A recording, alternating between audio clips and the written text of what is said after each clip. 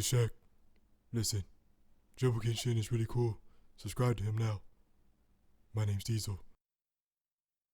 What's up, y'all? My name is Dribble Kenshin. How y'all doing today? So first and foremost, go ahead and hit that subscribe button and enable notifications, because if you guys like this video, you're going to want more content. So, all right, a few days ago, I made this statement on Twitter, right? I mean, people came at me for this statement. Not just any people, Oklahoma City Thunder fans. Yes, OKC fans came for me on Twitter after I made a statement saying that OKC will not make the playoffs this year. Okay, I meant it and I stand by it, and this video is kind of a response to those tweets. And anybody who feels that OKC is going to make the playoffs next year in the NBA 2019, because it's not going to happen, I'm going to explain to you why. All right, I'm gonna, let me put the basketball down and let me pick the whiteboard up so you guys can understand what we're going to be doing here. All right, so as you can see, I'm kind of taking the liberty of kind of ironing out some things here as far as the rotations are concerned, right? Then we're going to get into how those rotations kind of stack up against some of the other teams in the West. Okay, so first of all, people may not know who's on Oklahoma City. All right, so let's just get into this roster, and whatnot. So basically here you have, and I got this off ESPN.com. You guys can see the same information. There are a lot more than 15 guys here. I guess it's because it's summertime. They have people playing and they're like officially kind of on the team, but eventually they'll get cut if they don't want them or waived or what have you. But as it stands right now, this is the roster for the Oklahoma City Thunder. All right, so Alex Abrines, Steven Adams, Corey Brewer. You have Deonte Burton, Hamidou Diallo, excuse me if I'm saying your name wrong, PJ Dozier, Raymond Felton, Terrence Ferguson, Paul George, Jeremy Grant, Devin Hall, Daniel Hamilton, Kevin Hervey. You have John Hoistis, I think that's how you say his name. Then you have, I don't know how to say her now, I'm sorry, but Luwawu Kabarat. Then also Abdel Nader Nerlens Noel, which is a cool name. Like, it's kind of an interesting name, Nerlens. Everybody knows who Nerlens Noel is, I think, at this point. Patrick Patterson. You have Andre Roberson, Dennis Schroeder, who is a new person that they got, and Cal Singler and Westbrook, of course. All right, so if you guys didn't cheat, you cheated, then you looked at the starters and bench, then you cheated. I know you did. It's okay, but we're gonna get into kind of some of these lineups and stuff. But you see the roster there. You may have heard some familiar names. You may have heard some names you never heard of. I, for one, heard some names that were maybe on some other teams, like Patrick Patterson, for example, was a Raptor, if I'm not mistaken, for a long time. Hoistis used to play for the Lakers a while back. I think he played for New York a little bit. I can't remember, but I know for sure he played for the Lakers. So there's some names there. Raymond Felton, he's been kind of on their team for a while. Cal Slinger as well, which you may not have even known. He never gives any PT, but that's one thing I'm going to be going into, because that's how I kind of structured these lineups too, these potential lineups and this analysis, because a lot of those names on there are not going to get PT. Okay, they're not going to get PT, and if they do get PT, they're not going to get the ball very much, and they're not going to be put in position to succeed. And I'll get into that during this video. So hopefully you haven't clicked off by now, because I'm really going to get into some analysis, and I'm going to take you guys onto the basketball court, like for real, and really give you guys scenarios and really break it down so you guys can understand that it's not just about names, it's not just about numbers, it's about chemistry on the court, how everything will fall into place. So let's get into it. All right, so let's go for the starters. Now, by my estimates, by my assumptions here, the starters for OKC are going to be Russell Westbrook at point guard, Roberson at shooting guard, Paul George at small forward, Jeremy Grant at power forward, and then Steven Adams at center. All right. Now, the thing is with the Jeremy Grant, I couldn't remember exactly if he was Jeremy Grant or this other guy.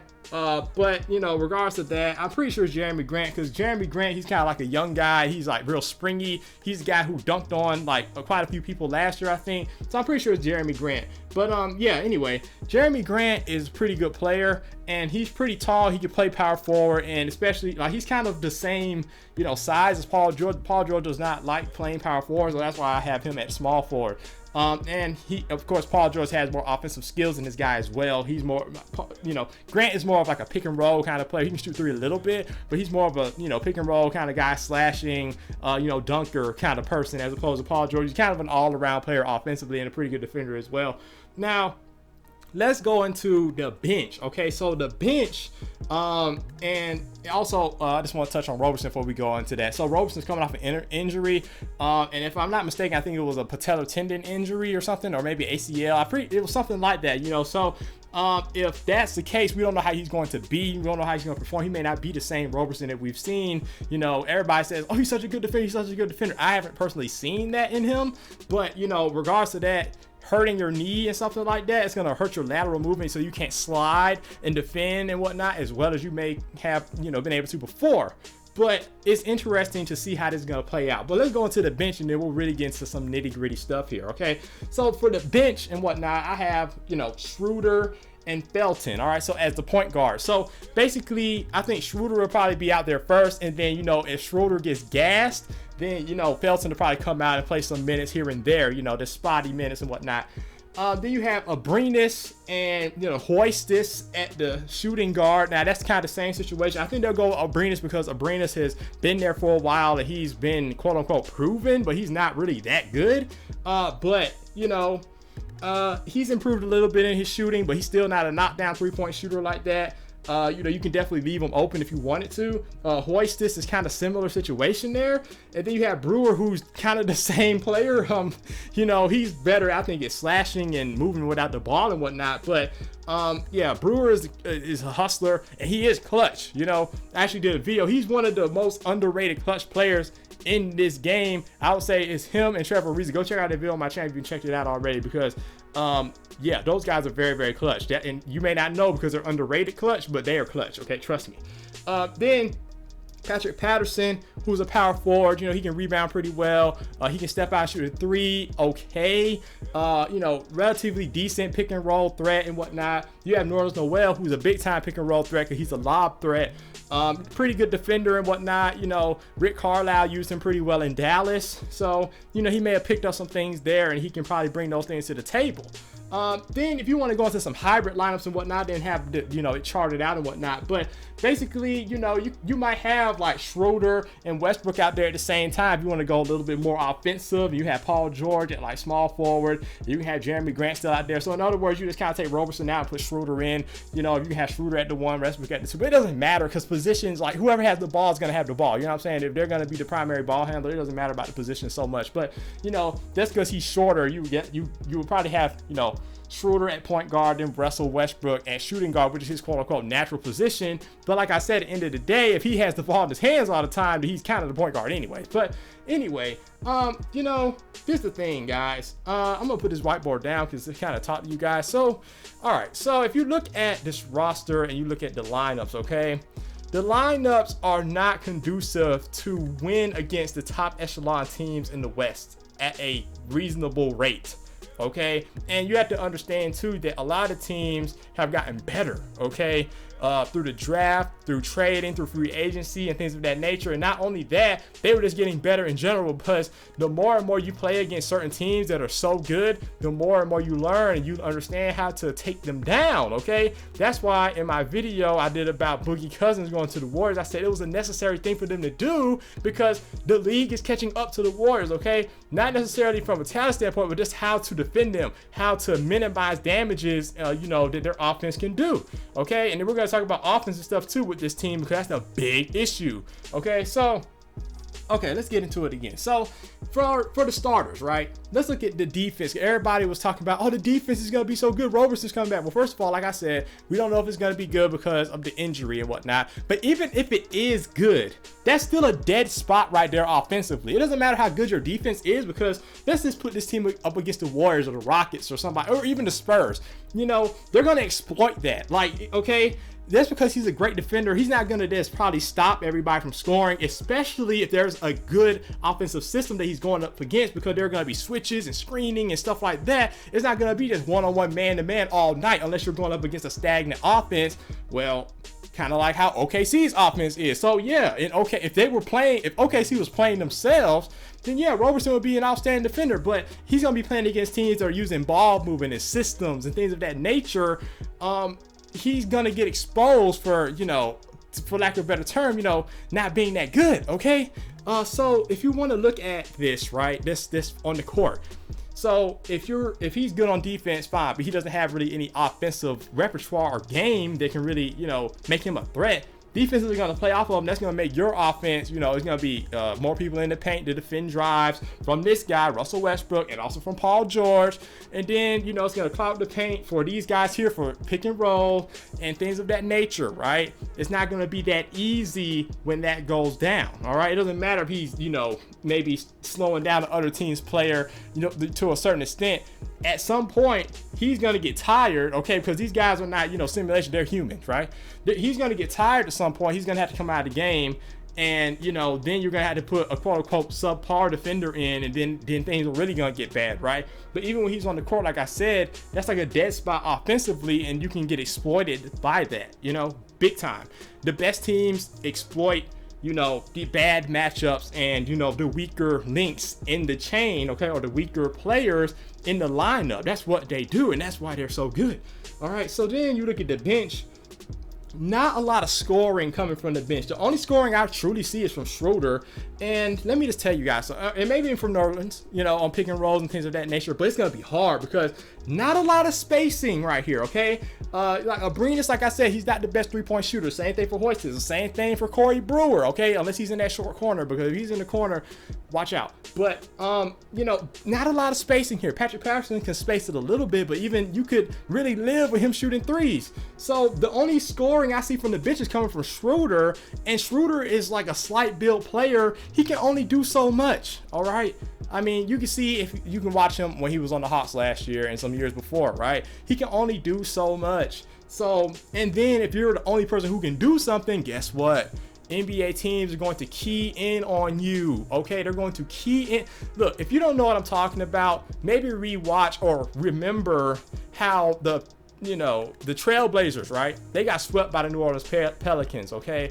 The New Orleans Pelicans were a lower seed than them, but Portland got swept. Why? Because they didn't have enough offensive weapons on the court with CJ and Damian Lillard, right? CJ McCollum and Damian Lillard. So the defense did what? They keyed in and they locked in on those two guys. They trapped them and they contained them in such a way that they could not get to their spots. They could not be effective as they, you know, usually could be. And the other people were not making their shots like that. And they exploited that to the max. And then offensively, they ran good sets. They had good movement. They exploited different matchups and things of that nature. And they won the series big time, which is a huge upset. I mean, because Portland was a 3 seed, like I said. I think New Orleans was like, what, like the 6 seed or something like that? So yeah, that's a pretty big upset. So, you know, you got to think about these things, because it's not all just black and white. You know, things happen on the court that truly do happen, like switches and whatnot, you know? So even if you get, let's say you want more offense, right? You want to put, let's just say you don't want to play Abrines or Hoistis, right? You want to put Schroeder and Felton out there at the same time. Now you're talking about two very small guards in the backcourt. They're going to get exploited because they're going to get posted up. They're going to get switched onto big men and whatnot. And even if they are going up against a larger point guard, the point guard can just get off me. You know what I'm saying? Drive to the lane, easy money, right? Because these guys, not only are they, well, Felton's a little bit heftier as far as like his weight, but Schroeder is very, very light. He's like 160, 170 pounds.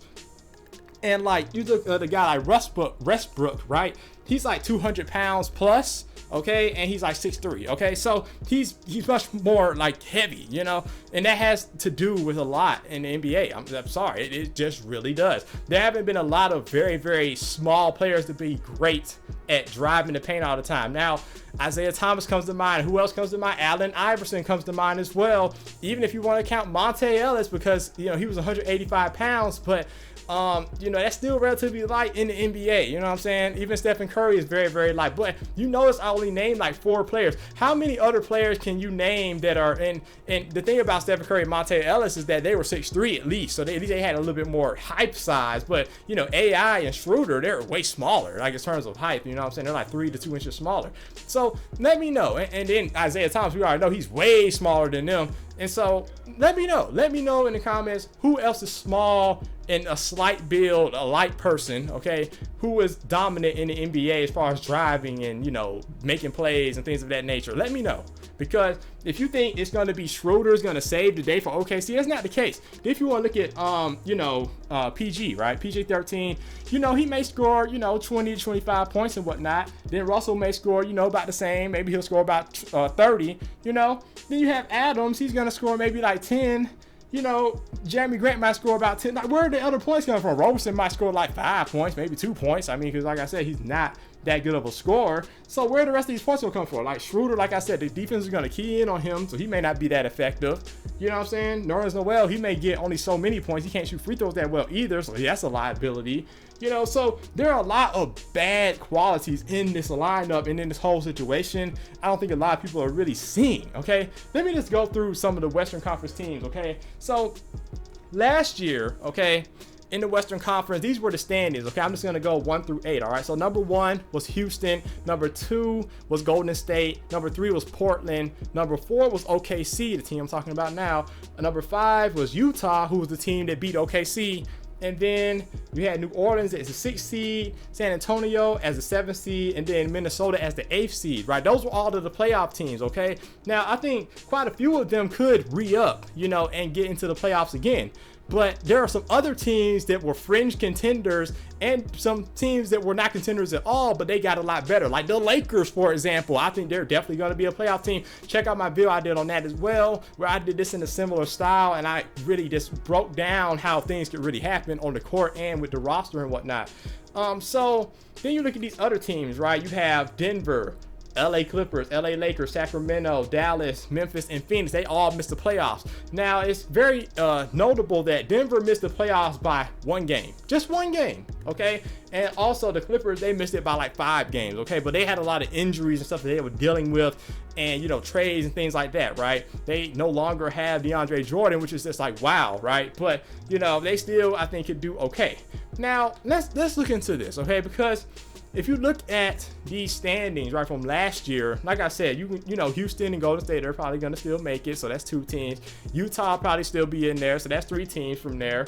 Then you have, San Antonio. They're probably going to make it because guess what? Last year they made it without Kawhi Leonard. They made it without their quote-unquote best player, Kawhi Leonard, right? And they traded Danny Green and him away. So that kind of hurts them, especially losing Danny Green. But you know what? They have DeMar DeRozan. They have a big man that they acquired as well. And they have a draft pick that may or may not be good. I don't think it's going to be good. I think the Raptors are going to play well. But you know what? That being said, I think they're still going to make the playoffs because that system is proven. You count them out every year, they're always in the playoffs. It doesn't matter what they have. Tony Parker's no longer there, but they still have DeJounte Murray. And so I think they're going to be fine. Patty Mills is still there as well. The veteran leadership of Paul Gasol and, Aldridge and all those guys. Manu is still there doing Manu, So I think they're going to be fine.